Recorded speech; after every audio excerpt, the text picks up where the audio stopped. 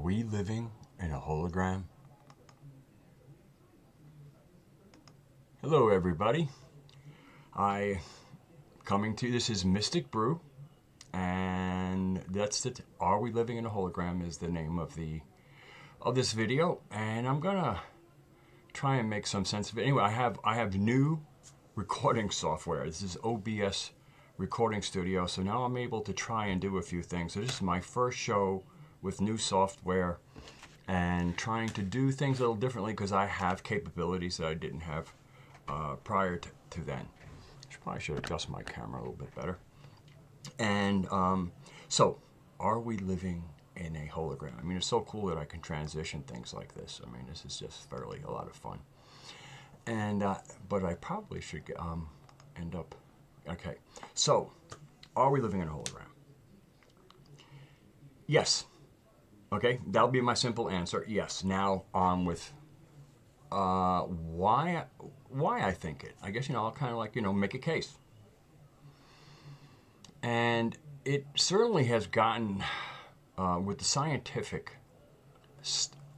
language to use in a kind of a metaphysical thing like this is very helpful. Okay, so we're going to basically do the whole quantum, the quantum science thing here, and which largely posits that the world is filled with quantum particles. The universe is filled with quantum particles, and that basically things don't take form until you observe them. Okay, so basically you have a bunch of potentiality that can be of any shape. I mean, it is infinite potential in these quantum particles. And that if they've already been, and it's kind of like there's a whole thing we have to understand, like where there's an establishment of and actually bringing up. So, but anyway, I don't want to get too lost in language here. So we're talking about the observer effect, and I believe the observer effect is real, and part of it is dealing with greater reality. Okay. So in other words, we might be able to work with the quantum effect at certain levels and even be able to understand it, but it's just like, you mean to tell me when I turn around, the mountain's not there? That, those things get a little bit tricky. And so for me, the idea of the hologram, because the hologram, based like in the Star Trek, when they had the holodeck, okay? So basically you had programs. And I guess what these programs did was held patterns that quantum particles would go into and create virtual realities. So now this next, where I'm going to go with this might be a little tricky for people who are of an atheistic thing, but I don't know if I've attracted too many atheists, although I try to make enough sense and not, I think the God concept for me is, a basis in reality and something of great delight, especially since I identify with that source. And I'm hoping that more and more of you are starting to identify that source, and maybe we'll bring that into the conversation here. But so we have a hologram, and so maybe before I even expand, because to help bring up some of the language. The movie The Matrix was based on that there are two worlds, kind of like a hologram world and a real world. And for me, now, Hollywood is great at unveiling deep truths in strange clothing. It's almost like taking a woman and dressing her as a man and cutting her hair and presenting her. There's almost always a camouflage, an inversion, or some kind of distortion. So in the Matrix, the different symbols I picked out is that people are living in these little bubbles. Okay, people are living in little bubbles, unaware of the reality that they live in a bubble. And their reality, and apparently also their sustenance, is inserted via tubes that run along their spine or entry into their nervous system via the spinal cord. All right.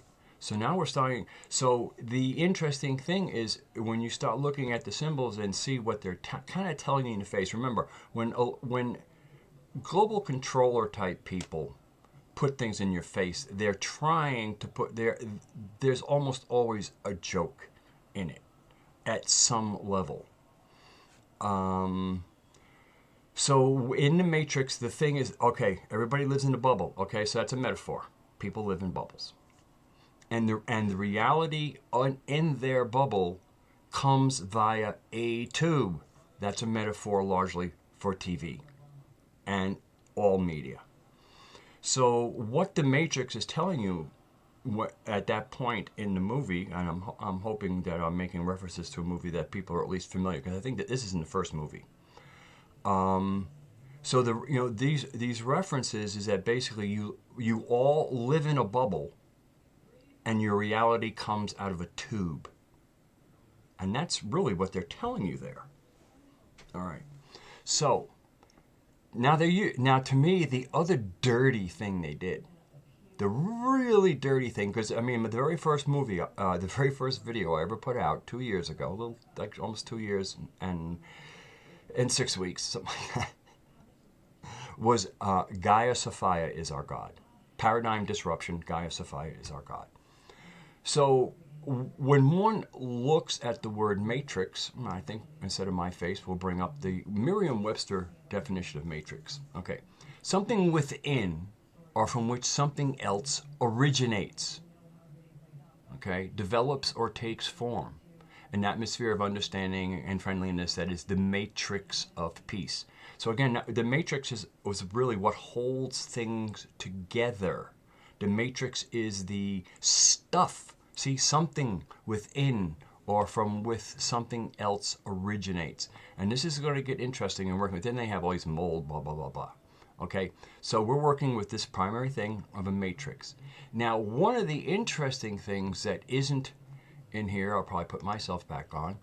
One of the interesting things that's not in there, maybe I'll just put that back on for a minute so you can look at it a little bit more, is that matrix is the same root as mother. Okay? All right, the matriarchal society, matra. Matra means mother, plain and simple. That's why you would get a matriarchy or a patriarchy. All right. So from matrix, there can also be what I would call a patrix or paratrix. So let me put myself back on camera. Okay, and we'll work back into the hologram. So to me, the dirtiest thing the Wachowski brothers did was denigrate the actual reality, which is the matrix. The matrix is what is organic.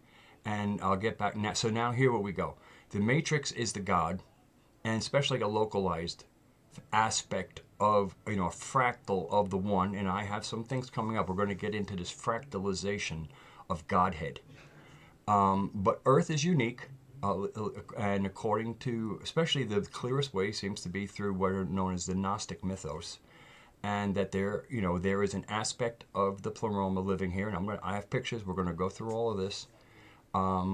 Living with us. And so in other words, this whole Earth, and when you look at Earth, you can actually see, when you look at the atmosphere, the troposphere around it, the boundary between space and the Earth, you can see that it's visible. And what you see is a membrane of a cell. And we're going to get deeper and deeper into that everything is quite alive, and that cells and organism type things are the most ubiquitous life everywhere, including when you look at the sea, it's teeming with plankton. Do plankton look like us? No. Go into a pond and there's all kinds of bacteria. Do they look like us? No. This universe is full of all kinds of life that are not even remotely resembling us. All right. So we have like this kind of, so basically when the hologram that we're living in is that the Creator is holding an observing pattern that allows quantum particles to come out of their chaos and form a stable place by the creator of that stable place creating it, and in many cases, and at least especially in the case of Earth, the creation itself is made of the stuff of the Creator. So there isn't. So again, although there are fractals and there are differences, it's the same stuff. Okay, it's the same DNA. All right, it's the same family line. So for me, the word matrix, and especially if we're going to talk about a holograph, if we're talking about a program, then to me, the original program, the organic quantum computer of God, Gaia, Sophia, Creator, holding a pattern. And of course, the other thing is when we think about these quantum particles that make everything up, well, what is this stuff of the quantum particles? Isn't that just more of the stuff of the Creator? So the Creator's taking its own stuff to create something. So do you think the Creator suddenly goes, "I put that out there, I'm removed"? No, I'm here, I'm there. There are some good meditations where you can get that perspective.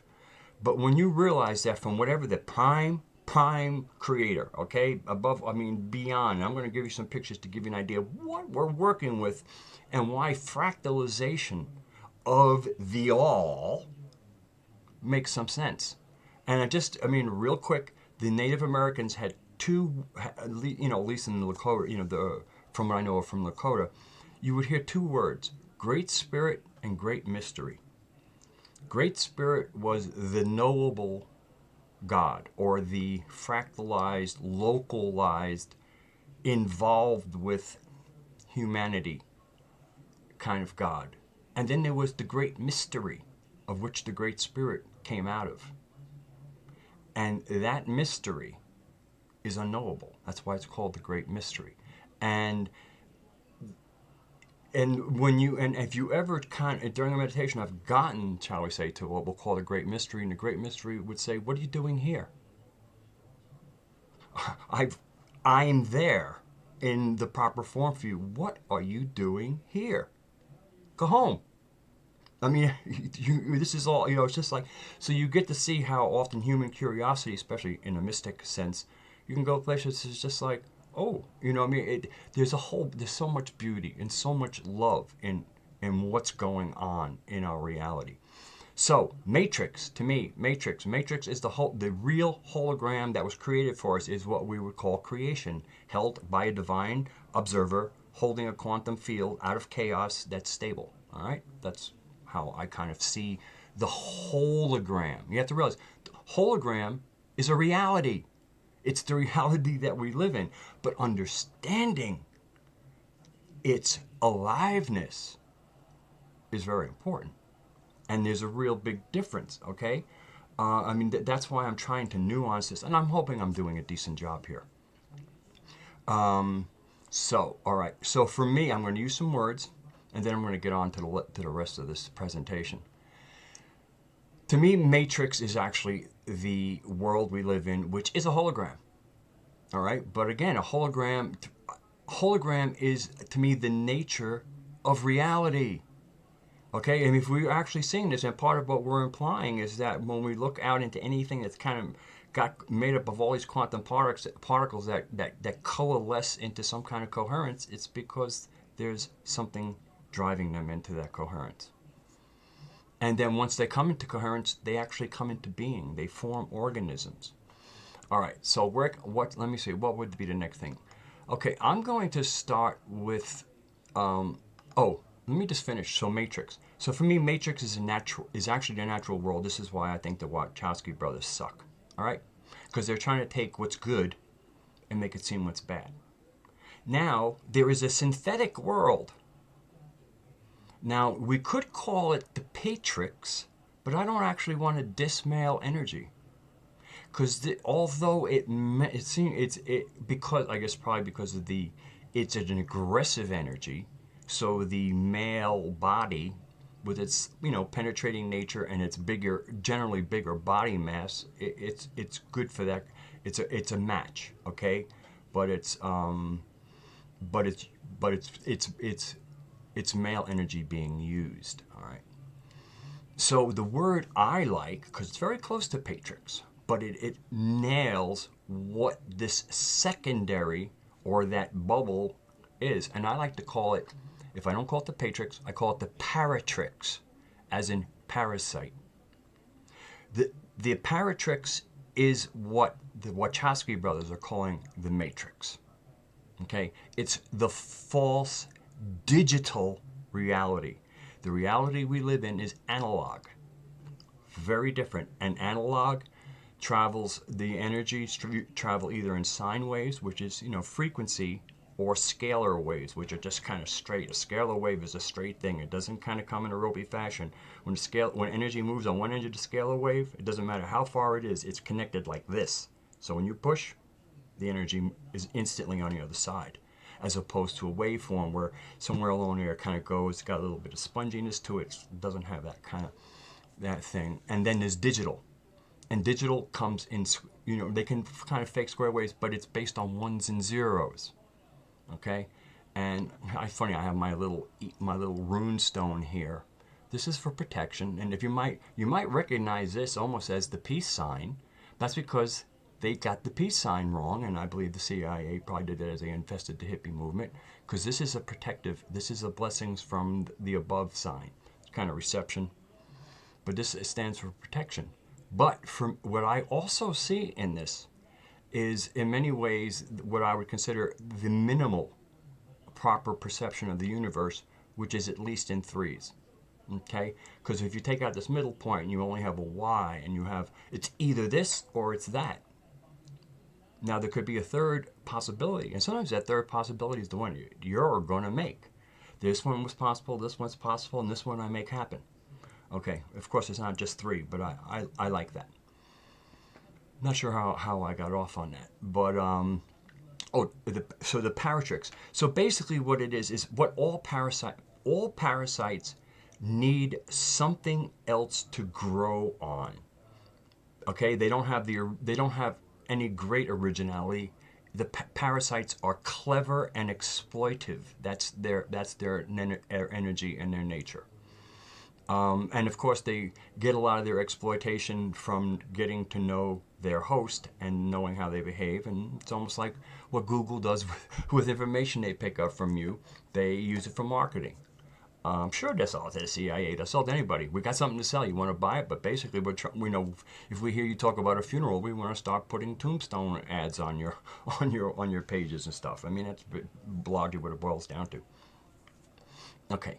Getting back to the parasites. So the parasites, it's almost like a vine. A vine is considered a parasitic plant, which, is a little bit harsh maybe. But again, it needs a tree to grow on. The paratrix needs the matrix. Because the matrix is what is. The paratrix is only borrowing, mimicking, and putting forms of itself on. So in many ways, this new movement on the planet of people wanting to kind of be nation states, to me, that's organic. That's like wanting to know which organ you are. Who's a kidney, who's a heart, who's a whatever, but we all work together. Okay, there's no anybody is best. The heart can't say, I'm the best. The brain can't say it's the best. The liver can't say it's the best, because if any of them decide that they're taking their toys and going home, it's game over. So, and then the globalist is a parasitic system. What it's trying to do is trying to encase the world in law, basically. I mean, they're trying to take over the world through law. And hold on, let me take a look. And largely, the paratrix is largely held together by the webbing of law. It's almost like over the matrix, there is this legal webbing that you can't really see, all right? And that's why you bump into these things very often, especially when they're constantly putting new ones. You bump into these invisible web strands, and then next thing you know, a spider comes along and takes you and has to suck your juices out. The legal system is the biggest, hugest part of globalist control and the paratrix, okay? Because, again, what it is they hire people, they hire muscle, they put up laws, and then they got people who will muscle you. And where do they pull that muscle? From us, basically our traders, They trade their, they trade their friends and family for dollars because of the setup. But we can work away from that. I'm not. Everybody's redeemable. I'm not sure psychopaths are redeemable, only because they're genetically like that. They're predators. That's how they operate. They're predators. All their behaviors are learned. Basically, what they are is they're a predator that lives amongst its prey. So they learn the behaviors of its prey to blend in, and so when they strike, nobody sees it coming. So I don't think predators are redeemable. I just think they're quarantinable, even if it's just through recognition. I'm not talking when I say quarantine. I mean that in everything. Where just basically you know who the really creepy people are, and you just keep them on distance because now they've been identified, and if we've come back to self-governments, these people don't have any goons. You know what I mean? Oh, there may be one or two, and then they're can go hide in their mansions. Anyway. Yeah, believe it or not, most psychopaths wear suits and ties. Most psychopaths, everybody thinks about, these serial. No. Most of the psychopaths, you probably found in Washington, D.C. and Brussels, and the Vatican. But that aside. So anyway, getting back on. So basically, what is called the Matrix. Oh, this fake thing. No, it's really the Patrix or Paratrix. And I really like Paratrix because we don't really need to diss men in this whole thing. All right, so I'm going to start a little bit of a dissertation on the fractalization of God. Okay, this is a picture I pulled up. Let me get my next. There we go. This is a picture I pulled up, and it shows you, one of the many. Matter of fact, if over here on the lower right-hand side, you can see another galaxy. And actually, over here, these are probably other galaxies. But in here, you get to see the shape of a galaxy. Okay, and in here, that's the galactic core. Now, in the Gnostic myth, when they talk about the galactic core, they call it the pleroma. Okay, that's where the aeons or the gods live. And this kind of all this light you see emanating out, well, that's what happens when you get all that energy coagulated. And to me, galaxies and the pleromas, or the galactic centers, are where the local intelligence, where God locally, the creator of all, finds a fractalization and a placement in the vastness of the universe to be coordinated. Okay, and this is in the Gnostic myth. Sophia was an aeon, which was one of the consciousness that make up this big group, and that's what it is. It's a godhead, and they all kind of combine. And if you've ever seen the sun, occasionally you see little plasma jets that come off the sun. Okay, and this is like a giant sun. They call it the Great Central Sun in some, I guess in some New Age thing, or like polytheosophy maybe.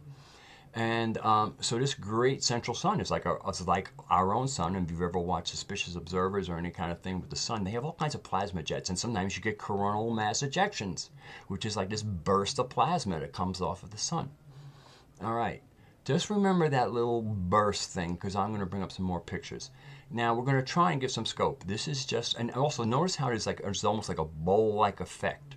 Galaxies work centripetally. All right, that means that they're spinning inward like a tornado or a hurricane, and which is why very often the arms of a galaxy look very much like a hurricane. If you look at a top-down picture of a galaxy, it'll look like a top-down picture of a hurricane, because it's similar forces where there's this energy that all pulls towards the center.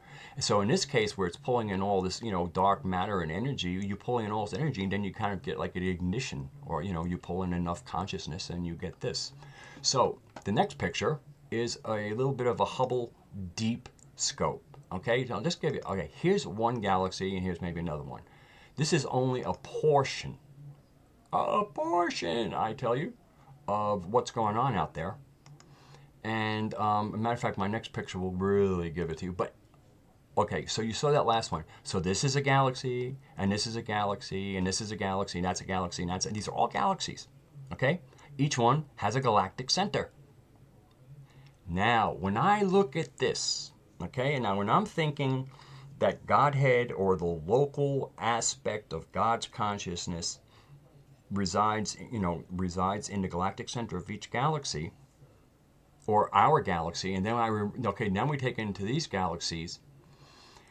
What we have to also remember is dark matter, which is everything we don't see. And dark matter, in many ways, is its own matrix or medium. Okay? Basically, water is the medium of an ocean. Air is the medium of where we live in. The space has its own medium, which is kind of like this cold plasma, dark matter, call it what you will. But what you're seeing isn't galaxies suspended in space any more than something that's floating in water. I mean, it's kind of like that. That's how it's holding there, okay? This isn't a bunch of emptiness with these things just there. They're actually in their own interstellar, interuniversal matrix that they ride in. It is also this very same matrix that carries signals from galaxy to galaxy. I mean, just like if you make a noise underwater, it travels really well. Matter of fact, much better than it goes through air. So mediums are not only where we live and draw our sustenance. Fish breathe water, we breathe air. That whole medium thing. So think about this as a medium. Now, this next picture is going to really, really put it into perspective. All right. Look at that. Okay. All right, these are, in many cases, we're not looking at stars, we're looking at galaxies that are out there. All right. And so what I'm seeing, now some of these are stars for sure, but they're also galaxies, which is probably why we come back to this. So when you start seeing all of these galaxies sitting in this matrix and working with the concept that, this whole, like, there's a local Godhead in the middle of each one of these. What I see, now I happen to be a body worker and understand all kinds of tissue, which is another medium. And when I look out here and I see all of this space and I see a Godhead here and a Godhead here and here and here and here and here and here and here and here and here and here, never mind when we get to the other picture, like this picture, all right? So what I'm actually seeing then is a presence throughout the universe of the prime creator. It's almost as if like these are nerve cells. Again, as somebody who has studied physiology, anatomy, and neurology, I have an idea. I don't have an idea. I've seen, renditions and some pictures of what different types of nerve cells look like. There are different nerve cells for pressure, different nerve cells for pain, different nerve cells for heat. And they all have a different shape. They're almost shaped like dish antenna, and each one is kind of shaped to maximize the data that it's trying to read, whether it's pressure, heat, or something sharp.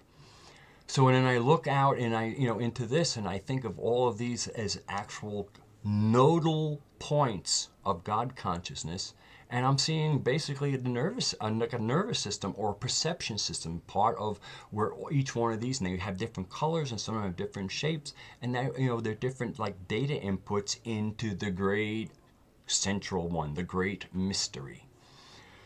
Okay, so part of this might be is where are we in all of this? Now, I wish this picture was a little bit bigger, but unfortunately, can I make that bigger? Let me see if I can. Yeah, I can make it a little bit bigger. Give me a second. Yeah, a little bit better. Okay. So, this here is the galactic core in the middle, or in the core, and they call it the galactic bar. Interestingly, look at the oval shape. Basically, if you were to continue this oval shape and put little points on it, you'd have the shape of a vesica Pisces, which is when two circles intersect. Very interesting. So now when you see all these arms spiraling here, now these are all spiraling. These are all kind of outward jets of an inward spiral. The aerodynamics of how air moves in a cyclone is very interesting. But anyway, everything's pulling in towards the middle. But at the same time, as you have an input, because there's so much going in, there is an exhaust. All right. So anyway, this line here, I'm red-green colorblind, so I'm not sure what color this circle is. Okay. And this is our sun's orbit. So this is how our sun goes around the galactic center. And I'm probably sure this would be called the Great Year in some of the, like Kali Yugas and Mayan calendar configurations and things like that. And so what's interesting is you can't. Here we go. So this is the sun's orbit. So that means that sometimes we're over in this area here, and this is where Orion Cygnus is. And one of the things that's interesting when I look at these things is the fact that Orion, the constellation of Orion, is a little further out from the galactic core than Earth is. And Earth has often been, when sometimes you hear some of these, Ashtar Command type things or whatever, they talk about Earth being in the hinterlands because we're, here's the galactic center and here we are. And meanwhile, there's all kinds of, solar systems and stuff in close. They're in where the party is. Here we are out here. It's kind of like, there's a party in the house. You can hang out in the backyard. All right. But meanwhile, here's the Orion complex, and Orion is certainly where our buddies, the Anunnaki, have origins. But in the same area, there seems there are some other ones. I really would love to see like a thing where Pleiades is and whatever, and maybe we'd put to see if there isn't something, because we all know that what came out of some of the things that came out of Orion were a little foul. Maybe it's because they're even further. Maybe they don't even get to be in the backyard. They got to stay in the outhouse. Who knows? I'm only kidding. I'm having a little fun here. So anyway, okay, that's Earth's orbit. Now, just before, do I want to get to that one yet? Let me show you the Sombrero Galaxy. That's a really sweet one. Look at this galaxy. I mean, which is a nice perspective, because we're usually we see something from an above perspective often of galaxies. We see the arms. Now we get to see it almost from a perpendicular perspective, side on, and you can see these are known as accretion disks. Okay, and basically what it is it's very fine stuff, but when they're all kind of laying along the same pattern, so this is light years deep as you're looking through it on this level. When you're looking at it from a top level down, like in a situation like this, it's it's got a little transparency. At this level, it's getting it's really getting pretty dark, as you can see, and you can again, there's that galactic center. And I just find this stuff really quite beautiful. So here's another picture of where the Earth is, okay? And here we go. Here's our sun, right here where my pointer is, and over here, again, is where the Orion spur, as they're calling it. So just a little interesting stuff. And now here's a really great picture. All right, now look at the form on this. Matter of fact, if you've seen some like the little shells or mollusk type things, from the Cambrian era or pre-Cambrian era, you see all kinds of shapes like this. I titled this Plasma Being. As far as I'm concerned, we're looking at what to me is kind of like space plankton, at least in its morphology. It could be hyper super intelligent, or it might be the equivalent of space plankton, where it's simply enjoying itself out there in the environment that it's its environment. It's this happy and interstellar space, feeding off plasma currents and dark matter and everything else as any other animal is in a nice safe environment. And I just thought, just look at the elegance of it, and it's interesting. It's flat on down here at this end, and then it kind of comes up. It almost looks like it has a little porpoise snout, like it was a little bit blunter with a little porpoise smile on there. And so there, I've seen countless things of plasmic type beings, and plasma really is the prime energy. And so the Earth is really something. To me, the Earth is precious. To me, the Earth is an aspect of the Creator, and should be held in the same reverence. And we certainly don't want to have this going on now, do we? So, kind of in conclusion of, do we live in a hologram? I think yes. And I just try to get some perspectives in about consciousness. I mean, again, without getting really pedantic and scholarly, trying to keep it conversational while still bringing in some ideas.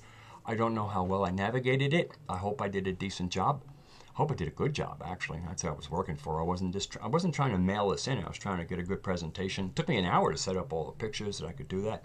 And I hope you kind of enjoyed this new format. There's different things I guess I'll find out I can do. And so that'll be it for now from Mystic Brew, and I thank you for joining me. Please like the video, hit that little thumbs up if you enjoyed this video. If you are liking the content and haven't subscribed, please subscribe. And I love comments. I don't get many of them, but if you have something, please send it. Okay? God bless you all, and I love you all. Until next time.